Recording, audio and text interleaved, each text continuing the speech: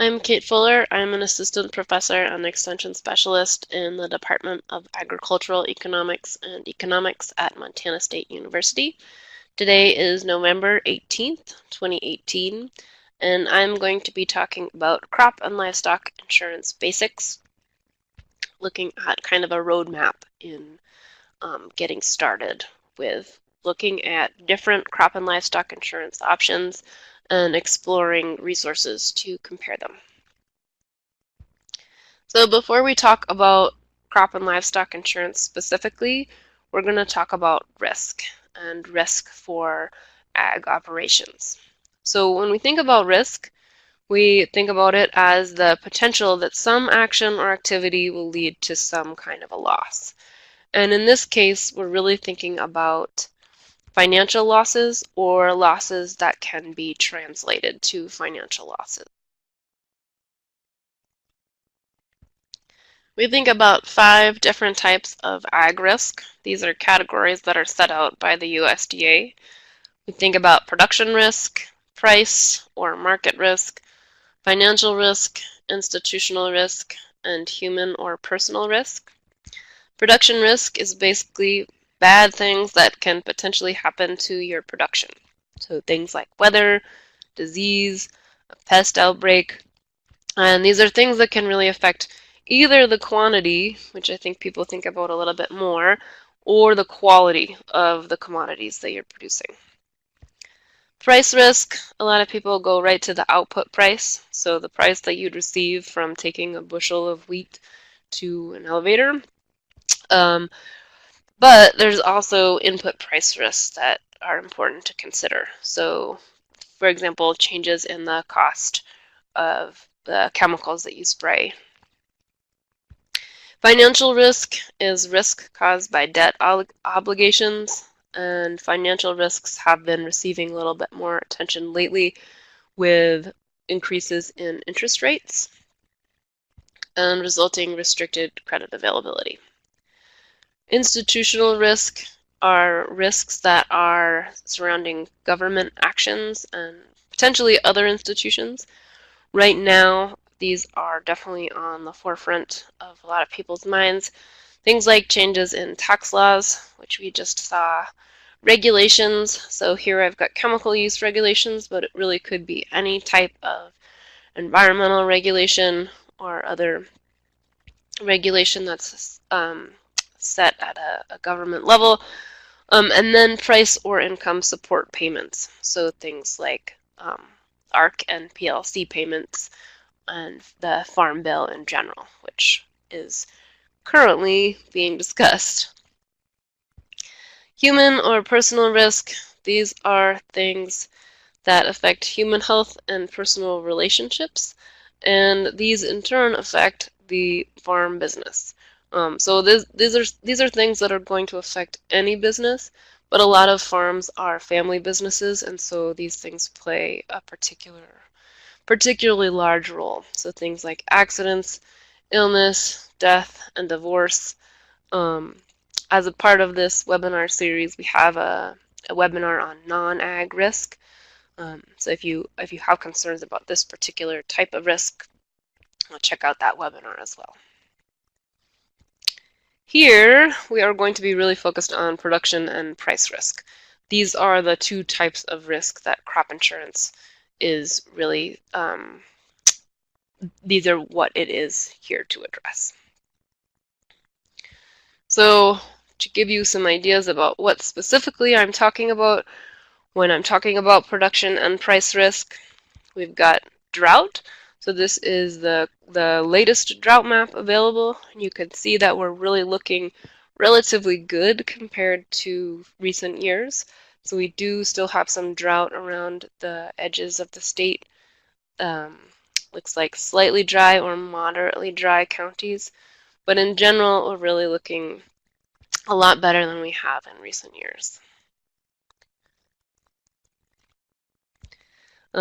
Flooding, this is a picture from a couple years ago, driving up in northeast Montana after a big snow melt. And on that trip we saw a lot of hay bales that were sitting in a couple feet of standing water. So potential damage to anything hanging out in those fields at that time, and then if animals are on fields that flood, um, potential losses related to that.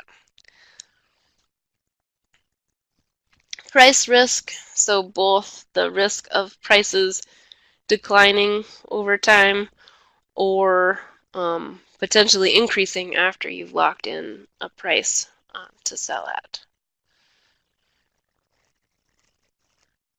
So risk management to deal with these different types of risk includes kind of three main categories.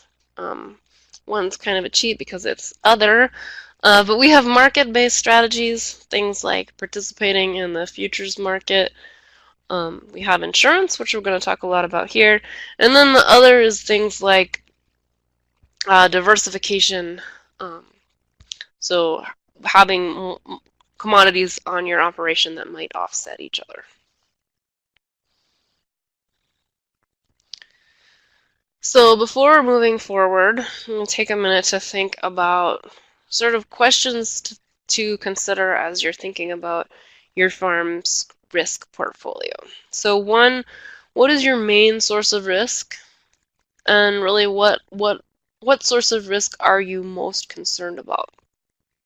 Because that's where you're going to want to focus, at least at first. Are you willing and able to cover losses? So if you were to lose an entire crop 1 year, could you make up for that somehow, or would you be putting the stake of your whole operation at risk? What's your risk tolerance? So if you're a very risk-loving person, you're probably going to be willing to pay less to offset some of those risks through crop insurance, because these things do have a cost. And then lastly, what's available for your operation? So we'll talk about that more coming up. But depending on the type of your operation, different types of insurance or other risk management strategies might be available. So if you grow a major grain crop like wheat or barley in Montana, there are a number of different options for you in purchasing crop insurance. If you have a really diversified operation with CSA and a whole bunch of different types of heirloom vegetables, for example, there aren't as many options available for you. So maybe before moving on, just take a minute to kind of catalog answers to these 4 questions to help you prioritize the next part. So getting started with insurance specifically, working through our roadmap, we're going to start with a little history. So federal crop insurance is crop insurance that's administered at the federal level. Began in 1938 with the Federal Crop Insurance Corporation, which was established in that year. However, it didn't really get taken up in a major way until large expansions that happened in the 1980s and 1990s.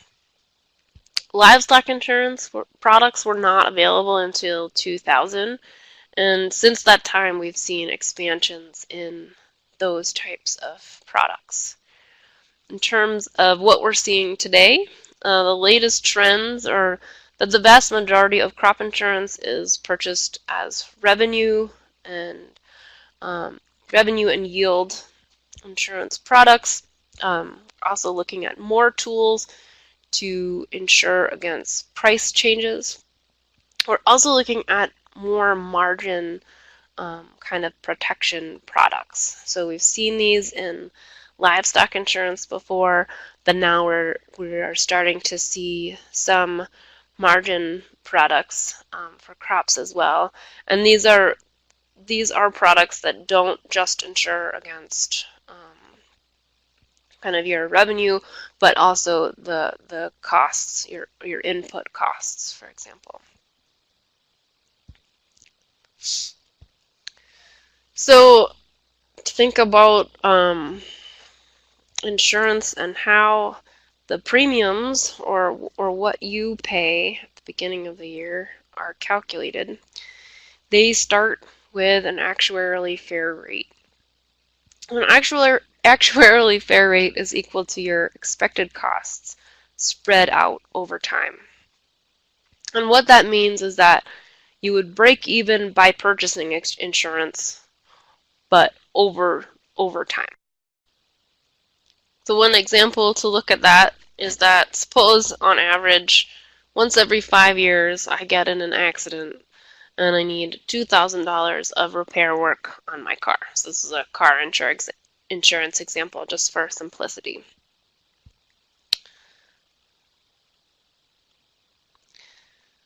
So what would the actuarially fair premium be? That would be $2,000 divided by 5. So I would pay $400 per year.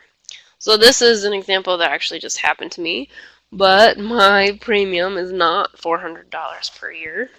So why might it be more than that? Well, there are a few reasons. So one is there's a deductible. So this is actually separate from your premium, but deals with how much you are responsible for. So it is the set amount that you are responsible for before the insurance payment kicks in. The higher the deductible, the lower the premium is going to be. Second, there's the loading factor. So insurance companies need to make money or at least break even, so they typically add on some cost to cover their own costs. And with crop insurance and a couple other insurance types, like health insurance currently, to encourage participation, these types are subsidized. And we'll talk about what that looks like in a minute.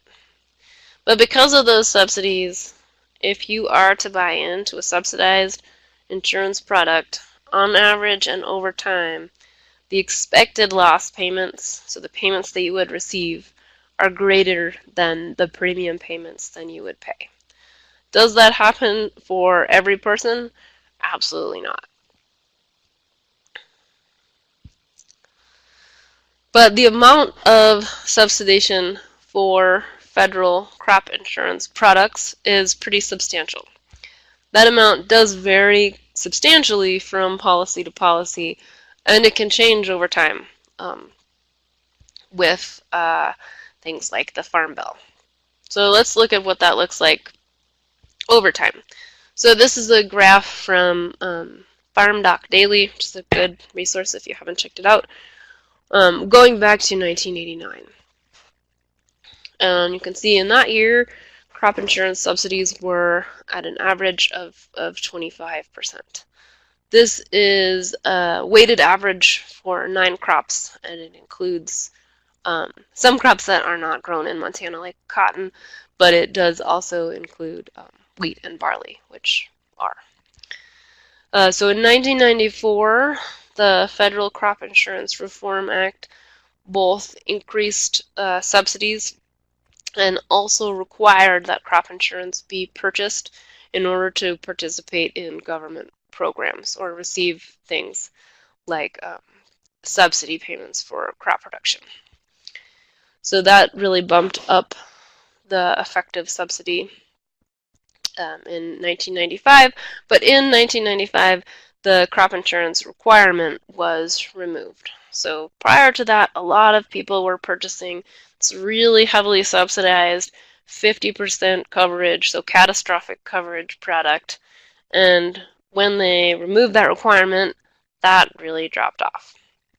And it continued doing so until 2000 with the Agricultural Risk Protection Act of 2000.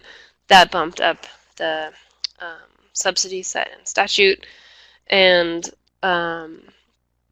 things kind of continued along those lines until 2008, when enterprise insurance, which we will go into in more detail in a little bit, but is essentially a broader type of insurance, became available, and that type of insurance was subsidized at 80%. So having more people purchase that insurance slowly bumped up the amount of the effective subsidy over time.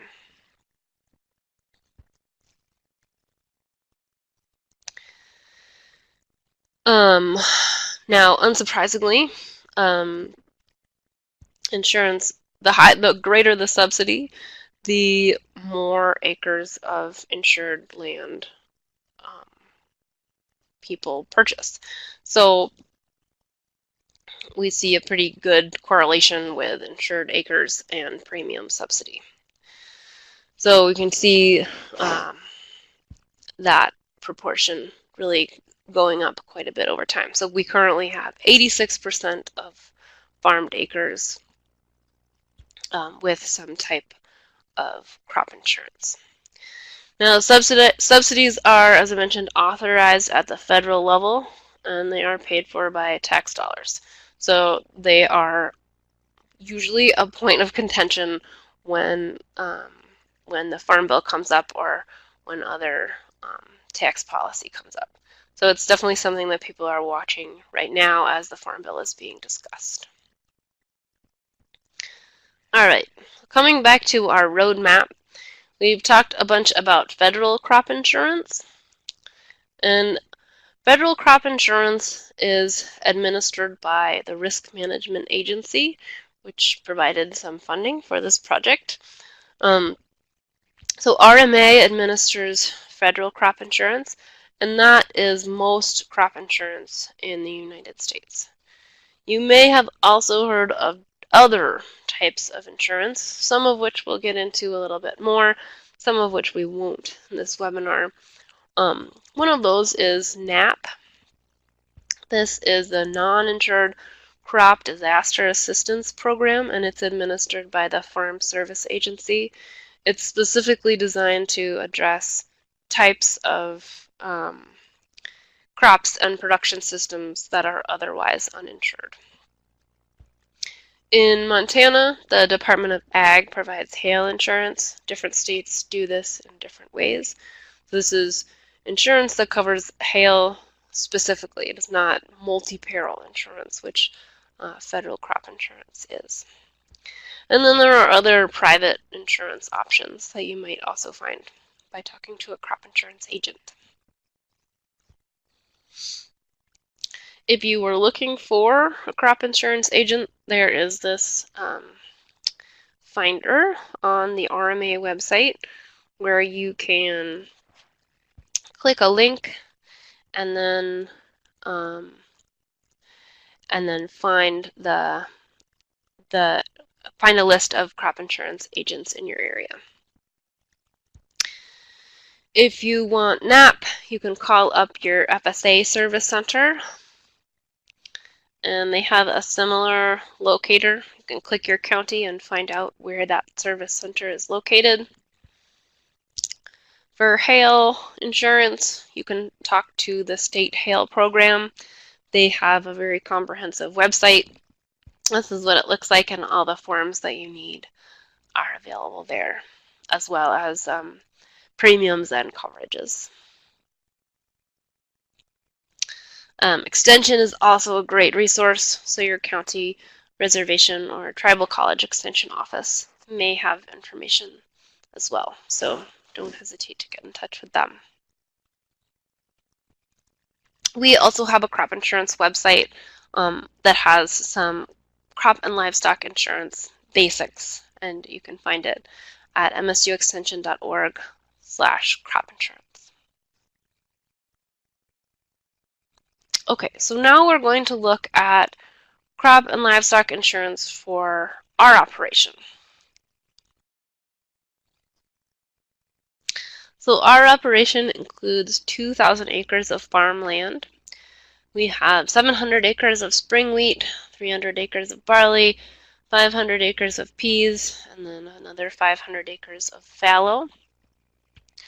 We also have some cattle, got 145 mother cows, and 3 bulls and 2 steers, and a little bit of pasture, 600 acres of which are owned, 280 acres are leased, and are leased from private and 320 acres are leased from the state.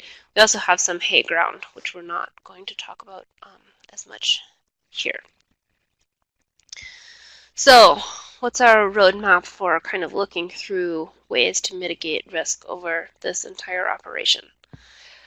There are a lot of different options, and we're just going to look at the mechanics and some available calculators and other resources for the most common types of insurance for this type of operation, or for our operation. So we're going to look at yield and revenue protection insurance for the crops, and then pasture, rangeland, and forage insurance, or PRF, for the grazing land. If you want information on kind of all of the different policies that are available, there's a link here where you can get on the RMA website that has details of what those look like. You can also talk to an insurance agent, and they'll have a good idea of what possibilities are for your area and your operation. So first we're going to look at insurance for livestock and forage. So there are a number of different options available, as I mentioned. We are really just going to look at PRF for this example. Like I said, we're looking at the most common examples, and PRF is the most common way to insure forage or really livestock in general in Montana. We don't see a lot of livestock insurance being purchased at this point. Now, I mentioned earlier NAP, or non-insured crop disaster assistance. That's another possibility that you can use for grazing acres. However, it's only available at 50% coverage. It's also very cheap for that level. You basically pay a fee that covers some of the administrative costs, and then you're good to go. So PRF is an interesting insurance product in that it insures rainfall on a grid. So it does not insure your own production or even necessarily your own farm's rainfall. It does this for certain months that are given in 2-month intervals. And there are a number of restrictions on how it can be selected. So you can't insure more than 70% in a given time period. So in any of those 2-month windows, you cannot insure 2 time periods in a row. You can insure for hay or grazing ground. So we could use this for our hay. In this example, I'm just going to look at grazing. Important to know that right now there's a lot of talk of changing the ratings. So changing the way that premiums and potentially indemnities are calculated in the West. So talk with your insurance agent. At this point, my understanding is none of that has been set in stone yet. But talk with your insurance agent about what things are looking like at the point that you're looking to purchase this type of insurance. And there's a calculator that you can get to through the RMA website that we're going to look at premiums and potentially payments or indemnities for this type of insurance. All right, so we want to look at what premiums might look like. So this calculator, which we can get to by following the link in this page, or Googling PRF calculator should get you right there. It's going to ask for some information. So the state, Montana, the county, I'm going to say this is in Cascade. It's going to ask for your grid ID. If you don't know what that is, you can use the grid locator, which I'll show you what that looks like in the next slide, to find out where your operation is or where those particular acres are located. It's going to ask you to fill out this protection table, and I've filled out that I want 50% of value covered in the April-May months, and another 50% in the June and July months. There are a lot of different strategies for filling this out, so talk to your crop insurance agent about that. It's going to ask what I'm going to use those acres for. So as I mentioned, it can be used for hay. In this case, we're looking at grazing. You can look at different coverage levels. In this case, I'm choosing 75%. There's a productivity factor, so if you think that your ground is a lot more productive than the average, you can adjust, or a lot less productive, you can adjust for that. Insurable interest, so if you are on a share, you're going to insure just the part that you are responsible for. Your total acres, so I'm going to say that all of the acres, including the owned, leased, private leased, and state leased land, are all on the same grid. They add up to 1,200, and then I'm looking at 2018, even though that growing season is done. Using the grid locator, it's just a map. You can zoom in. This is pretty well zoomed out here. You can zoom in as much as you need to after you click the plus, the lower right-hand corner. Enough the grid IDs will show up. You can click on yours to pull that up.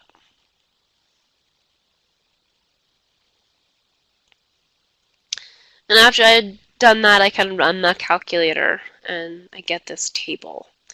So these are estimates. I believe the 2018 rates are not finalized yet. And if you were to look at 2019, that would be projections as well. But you can see the policy protection per unit. So I've got a total of $9,275 or $70 worth of production that's protected. My total premium is $808. You can see it's broken down into the subsidy and the part that I, as the producer, is responsible for. So those subsidies that I talked about earlier, you can see exactly what they would be in this case. $477. I'm responsible for less than half of that. And then we look at the actual index value. So this is comparing the actual index to what you essentially insured. And then the estimated indemnity. So this year we had a really pretty good year and would not have received a payment for this piece of property. But, this is really pretty small. You can look at what that particular plan would have looked like in previous years as well.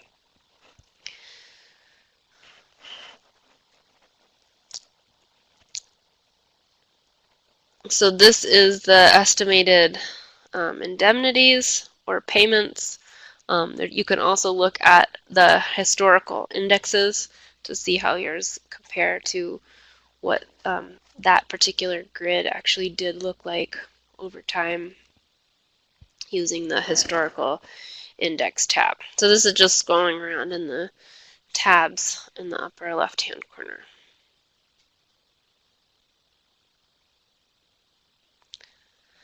All right, so moving on to crop insurance.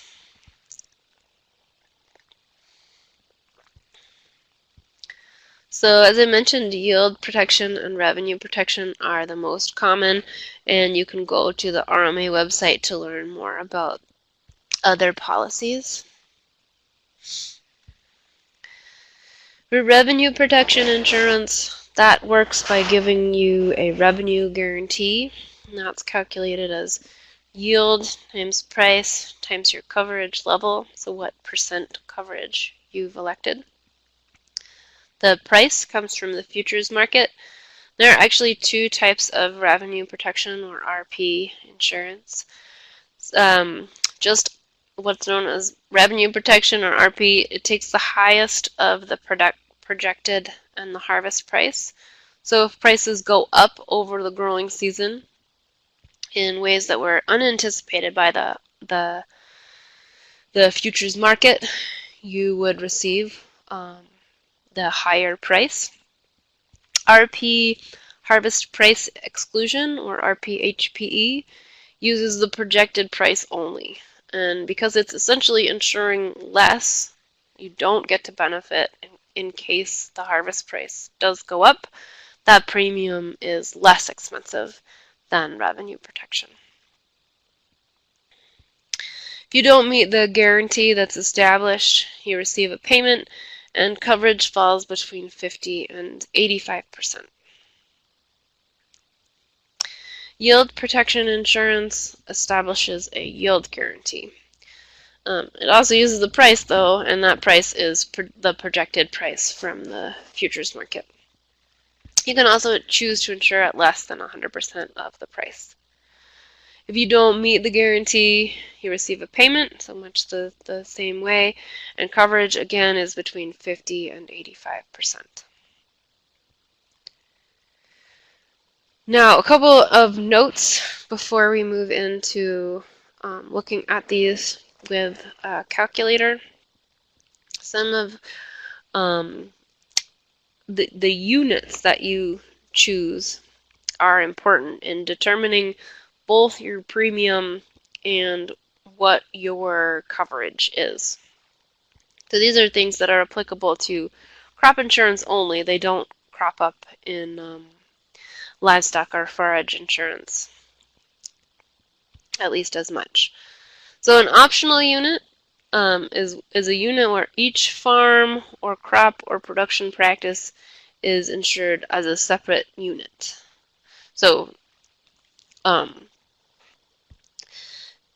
each specific entity is insured separately.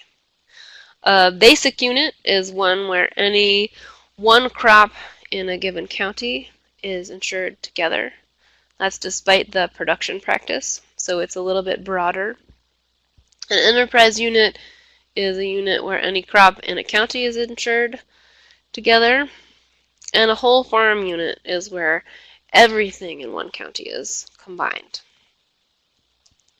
So the smaller and more precise the unit, the more expensive the premium. The larger, broader defined the unit, the more cheap the premium. But you're more likely to receive a payment if you insure each specific enterprise separately than if you insure the whole farm together.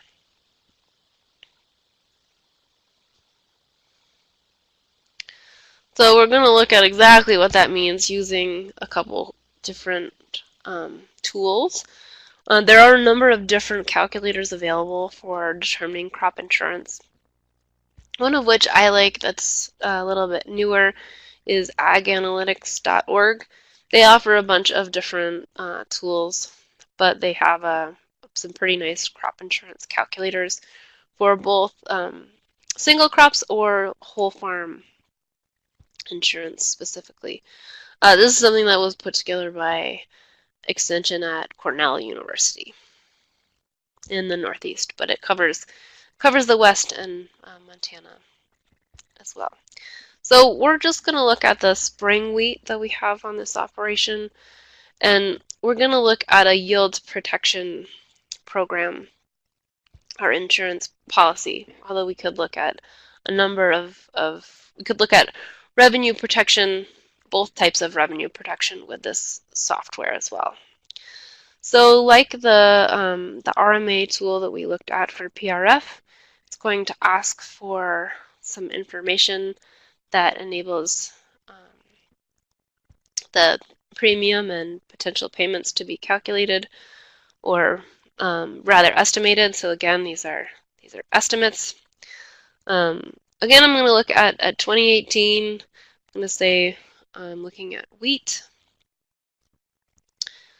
It asks my state, and in this case, I'm going to say I'm in Sheridan County. Looking at spring wheat, it asks my production practice, and all of these little question bubbles will give you more information if you click on them. So this details the what the different production practices mean exactly. So here I'm choosing continuous cropping, 700 acres. The approved yield, I'm going to say that's equal to my average yield of 36 bushels an acre. And then they actually fill in the projected price of $6.31. If you have something else locked in a contract or whatnot, you can fill that in. And then if I click on calculate premium, it's going to give me an estimate.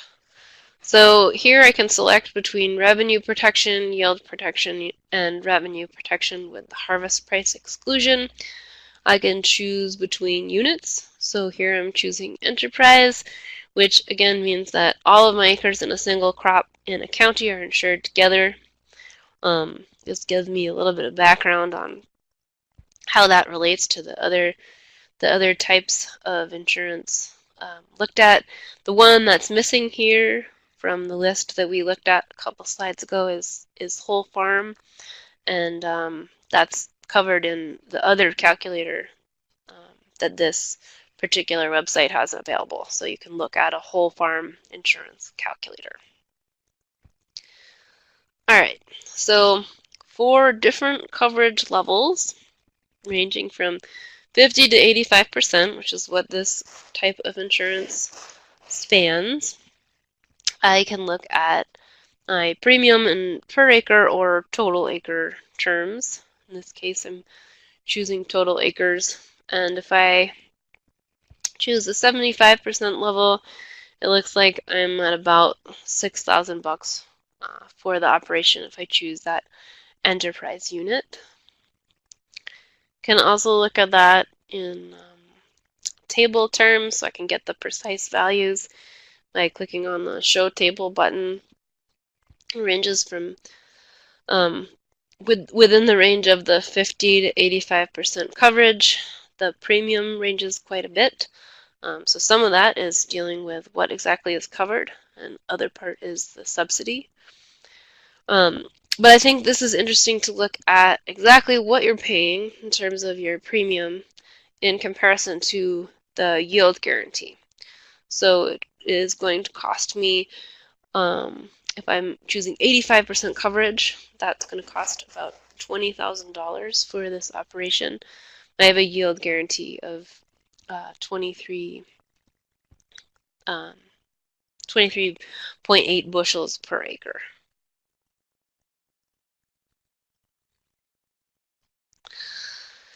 Now I can use this what if analyzer to look at different scenarios. So suppose I lose 50% of my production. My actual yield is now 18 bushels per acre. I can look at what my net payment looks like for different coverage levels that I would have selected. So if I choose the 50% coverage level, I'm not going to get a payment because I've elected to be covered at exactly that level. But as I move up past that, I start increasing the payment.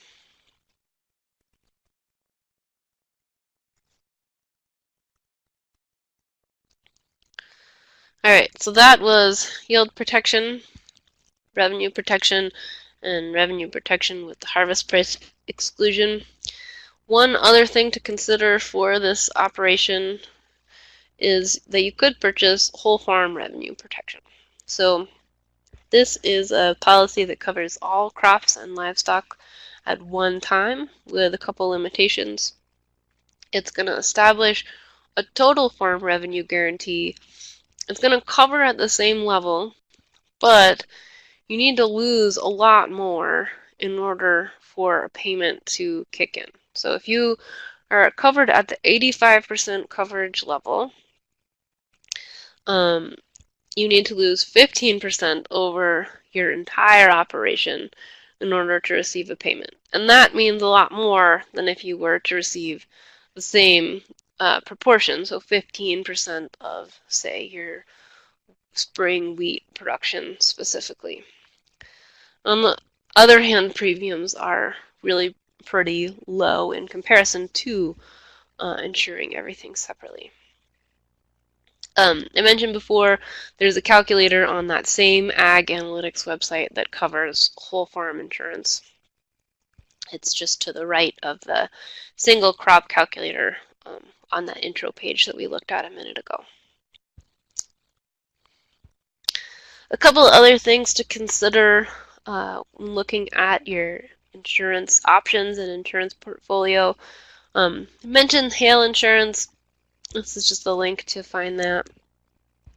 Fire is also an important thing to take into account. So you're going to want to make sure that you're covered for the type of fire that you are most concerned about. So fire caused by natural disaster is often covered, but fire started by a combine. So if you have a very dry field, you drive a combine over it to harvest, and a spark causes a fire that causes you to lose your crop, maybe some equipment, that is typically not covered.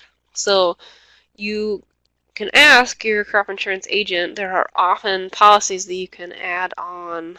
They're typically offered by private entities. They're often relatively cheap, and they can cover you for that case, which has definitely come up again and again and again. So lastly, if you have questions, don't hesitate to get in touch with me. My contact information is right here. And thank you very much.